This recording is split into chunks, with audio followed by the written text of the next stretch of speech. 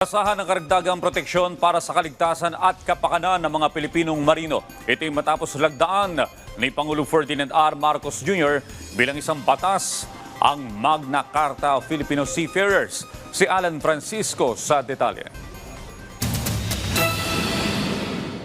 Today, we gather for this ceremonial signing of the Magna Carta for Filipino Seafarers, an act that transcends what we have seen today, just mere ink and paper. It's way beyond that. Pirmado na ni Pangulong Ferdinand R. Marcos Jr. ang Magna Carta for Filipino Seafarers sa Malacanang. Layo ng batas na ito na protektahan ng karapatan at kapakanan ng mga domestic at overseas Filipino seafarers. It is a tribute to their sacrifices, but a call, not only a tribute to their sacrifices, but a call to weave together a future that they can be proud of. One where their voices are heard, their rights are upheld, their families feel the support of a nation that understands the weight of their duty. Kinilala ni Pangulong Marcos ang ambag ng mga seafarers hindi lang sa ekonomiya ng Pilipinas, kundi sa pagiging tulay na nag-uugnay sa pagitan ng bansa at ng buong mundo. Sabi ng Pangulo, tinitiis ng mga mandaragat na Pilipino na pansamantalang mawalay sa kanilang mga kapamilya.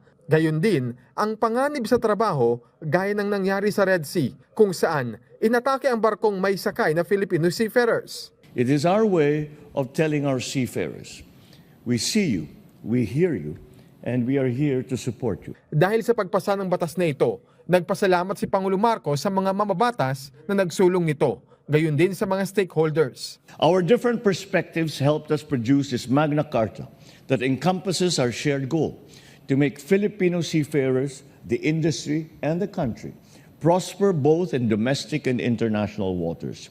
At its core, this new law aims to uphold the fundamental rights of our overseas seafarers, their rights to fair wages, safe working conditions, and skills and competency development, amongst others.